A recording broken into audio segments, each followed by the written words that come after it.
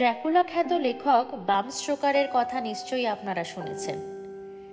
বাম স্টোকার ভৌতিক গল্প লিখেছেন, যেগুলোর বেশিরভাগই ড্র্যাকুলা গেস্ট বইতে সংকলিত হয়েছে। আজকে যে আমরা গল্পটা পড়তে চলেছি তার নাম বার্থডে কার্ড। বাম স্টোকের লেখা এই বইটি থেকে অনুবাদ করেছেন অনিস দাস। প্রথম প্রকাশ হয়েছে ফেব্রুয়ারি মাসের 2018 সালে। এইসব সংকলনের মধ্যে রয়েছে white stories, ghost anthology, best ghost stories ইত্যাদি। সম্পাদিত এইসব গ্রন্থে অন্যান্য লেখকদের সঙ্গে বাম স্টোকারেরও প্রচুর গল্প আছে। তবে মজার ব্যাপার, তার কয়েকটি গল্পের ভিন্ন ভিন্ন নাম পেয়েছে বিভিন্ন সম্পাদিত সংকলনে। যেমন দ্য লিভিং কফিন গল্পটি একটি সংকলনে ভিন্ন নাম পেয়েছে। তার লেখা দ্য লরেন্সের কথাও এক্ষেত্রে প্রযোজ্য। এই গল্পগুলো ভিন্ন নামে ভিন্ন প্রকাশনীতে ছাপা হয়েছে। আজকে যে গল্পটি আমরা নিয়েছি সেটা বাম স্টোকের গল্পের থেকে নেওয়া। শুরু হচ্ছে আজকের গল্প বার্থডে কার্ড।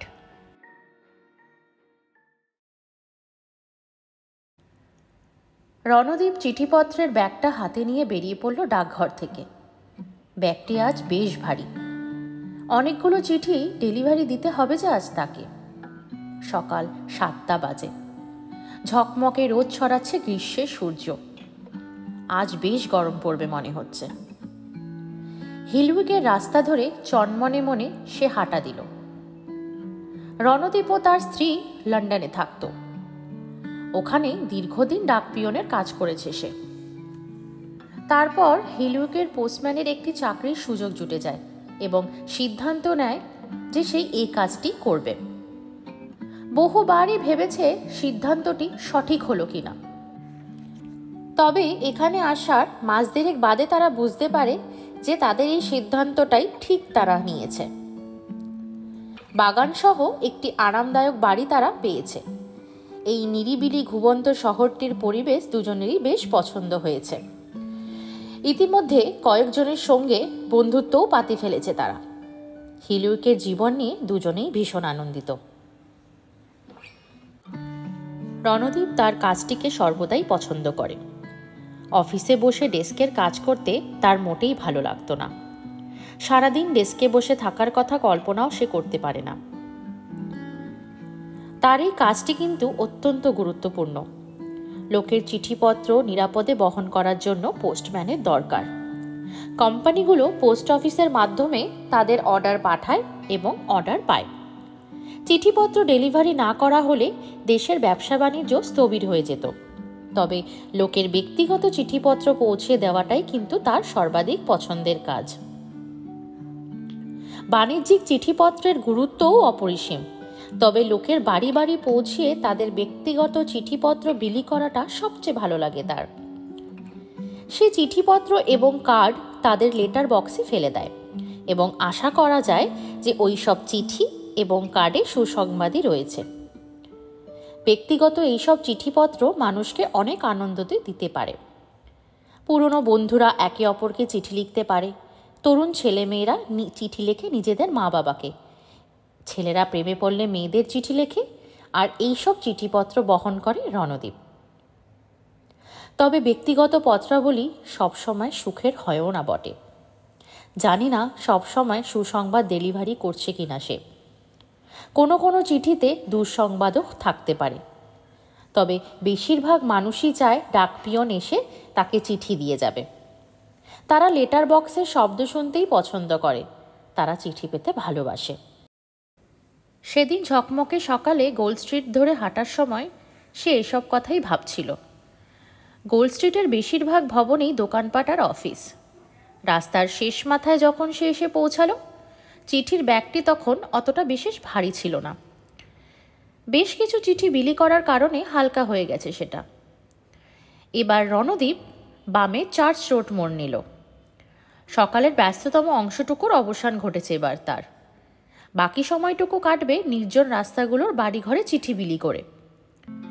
এদিককার আধ ডজন রাস্তায় তাকে আরও চিঠি বিলি করতে হবে। তারপর সে ফিরবে ডাকঘরে। চারচোটে খুব বেশি বাড়ির ঠিকানায় আজ চিঠি আসেনি, কাজেই শেষ বাড়িটিতে শিগগিরই পৌঁছে গেল। এ বাড়িটির নম্বর 92। এই ঠিকানায় 3খানা চিঠি আছে তার ঝুলিতে। বাগানের সামনের ফটকটি খুলতেই একটি কণ্ঠ ভেসে এলো, আমার চিঠি দিতে ভুলে গেছো পোস্টম্যান। 91 নম্বর বাড়ির বাগান থেকে তাকে লক্ষ্য করে বলা হয়েছে কথাটি। ওই বাড়ির দরজায় দাঁড়িয়ে আছেন এক ভদ্র মহিলা। দুটি বাড়িকে পৃথক করে রাখা নিচু বেড়ার ওপর দিয়ে তাকে স্পষ্ট দেখতে পাচ্ছিল রণদীপ। হ্যাঁ, 92তে ডেলিভারিগুলো দিয়েই আমি আসছি।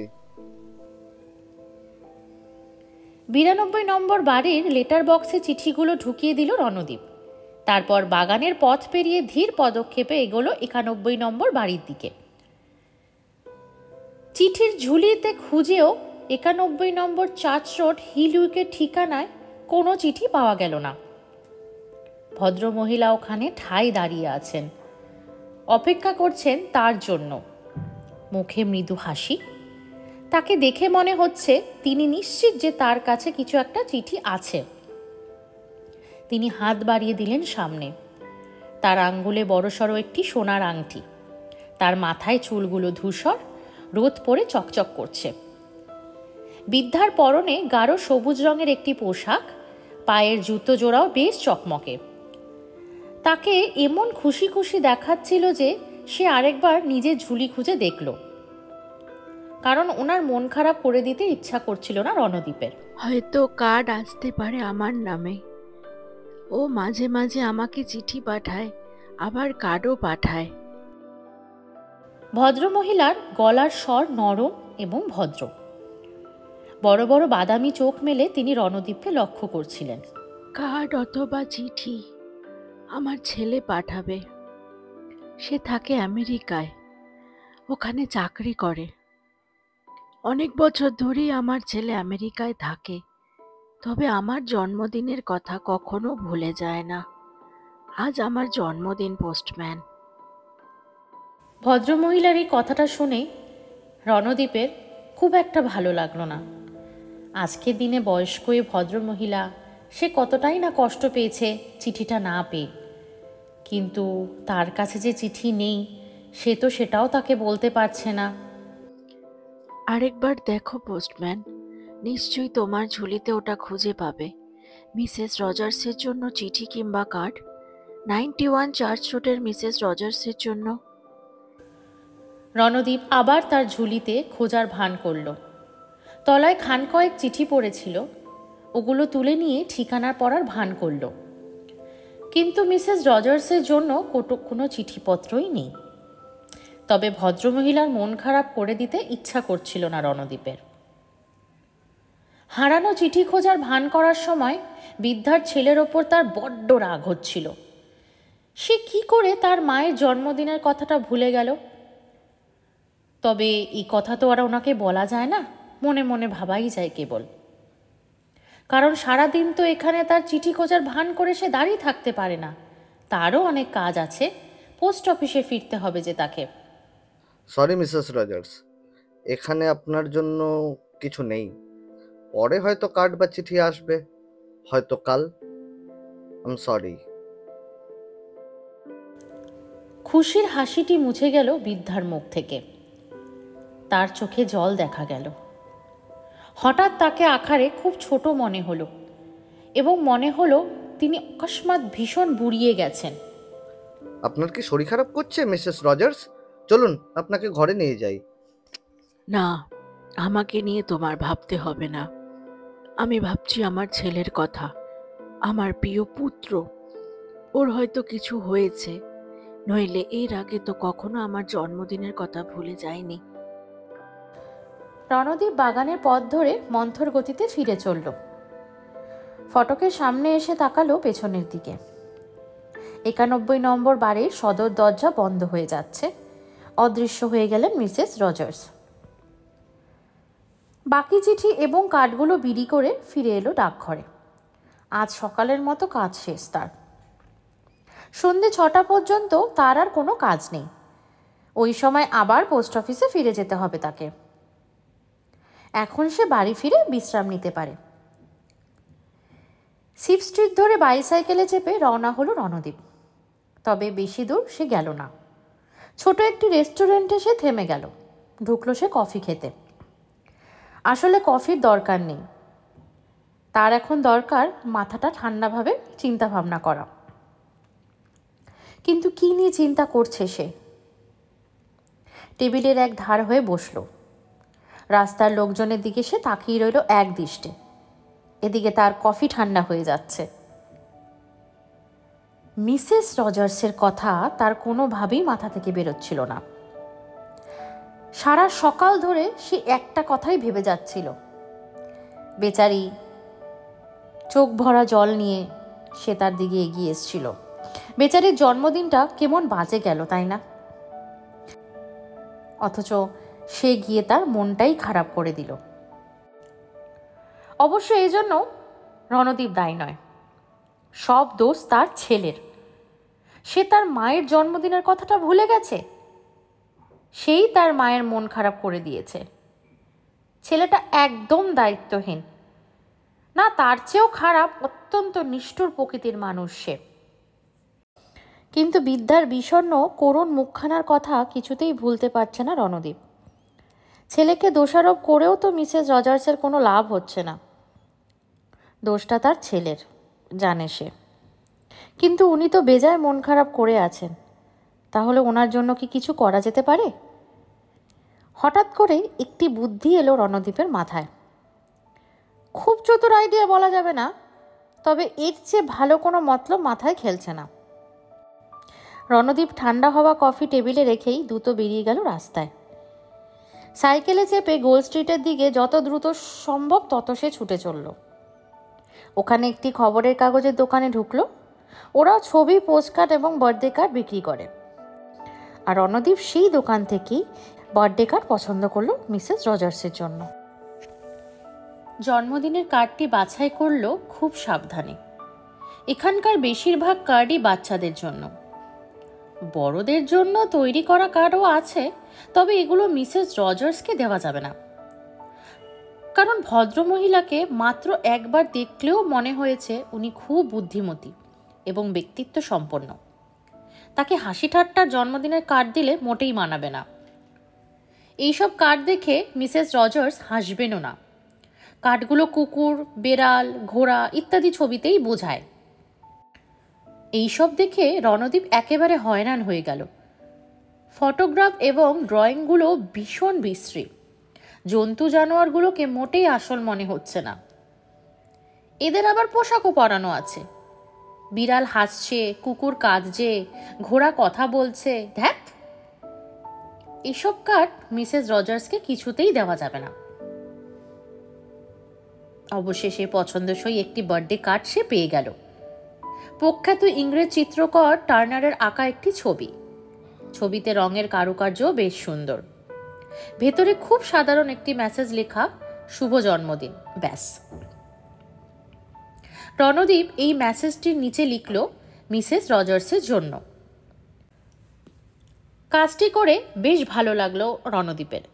যাই হোক, মিসেস রজার্স অবশেষে একখানা জন্মদিনের কার্ড তো পাবেন। যদিও অচেনা এক লোকের কাছ থেকে কার্ড পাওয়া কিছুতেই সন্তানের তরফ থেকে পাওয়া জন্মদিনের কার্ডের বিকল্প হতে পারে না, সেটা জানে রণদীপ। তার ছেলে তাকে যতটা খুশি করতে পারত, রণদীপ সেটা করতে পারবে না। কিন্তু সে তো তার মাকে জন্মদিন উপলক্ষে কোনো কার্ড পাঠালো না। অন্তত উনি এইটুকুনি জানবেন কেউ তার জন্য ভাবে। আশা করি এতে ওনার একটু হলেও মন খারাপটা কেটে যাবে। রণদীপ বাইসাইকেল নিয়ে চলে গেল চার্চ রোডে। একটি বাড়ির সামনে মস্ত একটি লরি দাঁড়িয়ে আছে, ফলে রাস্তায় ভীষণ জ্যাম বেঁধে গেছে। অপেক্ষা ছাড়া আর গতি নেই। জ্যামে দাঁড়িয়ে সে ভাবছে সে কেনই বা এত ঝামেলা পোহাচ্ছে। তার তো এখন বাড়িতে গিয়ে বিশ্রাম নেওয়ার দরকার, বাগানে কাজ করার দরকার। সে কেন মিসেস রজার্সকে নিয়ে এত ভাবছে? আজকের আগে তো ওনাকে কখনো সে দেখেনি। অবশ্য হিল উইকে রণদীপ কাজ করছে মাত্র 6 সপ্তাহ হলো।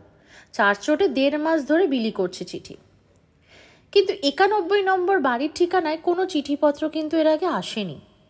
কোনো কিছুই ওর বাড়িতে ডেলিভারি করেনি সে।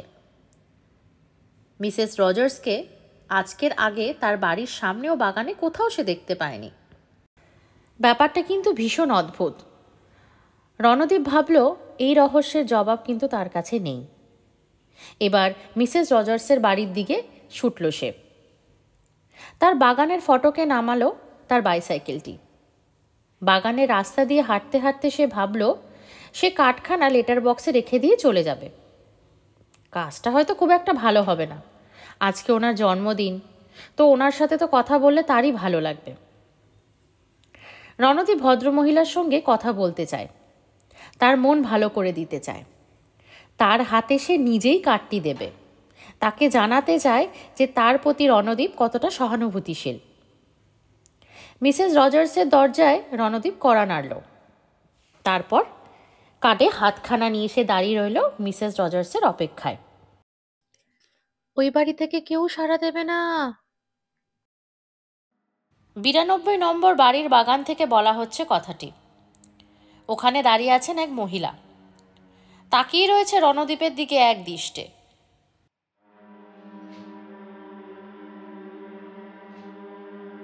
কিন্তু ইনি হচ্ছে 92 বাড়ির বাসিন্দা, নাম স্পার্সন। চিঠি বিলি করার সময় রণদীপ একে উকি মারতে দেখেছিল। এই মহিলার সঙ্গে রণদীপের সেই মুহূর্তে কথা বলার একেবারেই মুড নেই। কিন্তু ইনি হয়তো মিসেস রজার্সের সম্পর্কে কিছু জানেন। কি? ঠিক বুঝলাম না। বললাম তো পোস্টম্যান, ওখানে কারো সারা শব্দ তুমি পাবে না। কিন্তু 91 বাড়ির ঠিকানায় একটি কার্ড আছে। বাড়িটি খালি। আমার কাছে একটি কার্ড আছে, মিসেস রজার্সের জন্মদিনের কার্ড। আজ তো তার জন্মদিন। জানি আমি, মানে জানতাম আর কি। জানতেন? জানতেন মানে? মানে হলো মিসেস রজার্স ওখানে থাকেন না, কেউই ওখানে থাকে না। বিগত 1 বছর ধরে ওখানে কেউই থাকছে না। কিন্তু আজ সকালেই তো মিসেস রজার্সকে দেখলাম। তুমি স্বপ্ন দেখেছো। আরে, উনি আমার জন্য অপেক্ষা করছিলেন, বললেন আজ তার জন্মদিন, তার ছেলের কাছ থেকে কার্ড পাওয়ার জন্য অপেক্ষা করছিলেন তিনি। সে আমেরিকায় থাকে। সে আমেরিকায় থাকতো। শোনো পোস্টম্যান, 1 বছর আগে আজকের এই দিনেই মিসেস রজার্স তার ছেলের কাছ থেকে জন্মদিনের কার্ড পাওয়ার জন্য অপেক্ষা করছিলেন। ছেলেটি সব সময় তাকে জন্মদিনের কার্ড পাঠাতো, তবে কার্ড আসেনি। ওই দিন বিকালে একটি টেলিগ্রাম আসে 91 নম্বর বাড়ির ঠিকানায়। তিনি জানতে পারেন তার ছেলে গাড়ির অ্যাক্সিডেন্টে মারা গেছে। কি কি বলছেন আপনি? ঠিক তাই, মিসেস রজার্স ওই দিন সন্ধ্যায় মারা যান। 1 বছর আগে তার জন্মদিনের দিনে তিনি মৃত্যুবরণ করেছিলেন। হার্ট অ্যাটাকে তার মৃত্যু হয়। রণদীপ এক মুহূর্ত স্থাণুর মতো দাঁড়িয়ে রইল। মিসেস পার্সন এক দৃষ্টিতে রণদীপের দিকেই তাকিয়ে আছেন, তারপর নিজের বাড়ির দিকে হাঁটা দিলেন। রণদীপ নির্বাক দৃষ্টিতে 91 নম্বর বাড়ির দরজার দিকে তাকিয়ে রইল। যাকে বা যাদের তোমরা সামনে দেখবে সে কিন্তু বাস্তব নাও হতে পারে। শুনছিলেন আজকের গল্প বার্থডে কার্ড। কমেন্ট বক্সে কিন্তু জানাবেন আজকের গল্প আপনাদের কেরম লাগলো, এবং যারা এখনো পর্যন্ত আমার চ্যানেল সাবস্ক্রাইব করনি তারা কিন্তু অবশ্যই সাবস্ক্রাইব করে দিও। আজকের মতো চলি তাহলে। সবাই ভালো থাকবেন। শুভরাত্রি।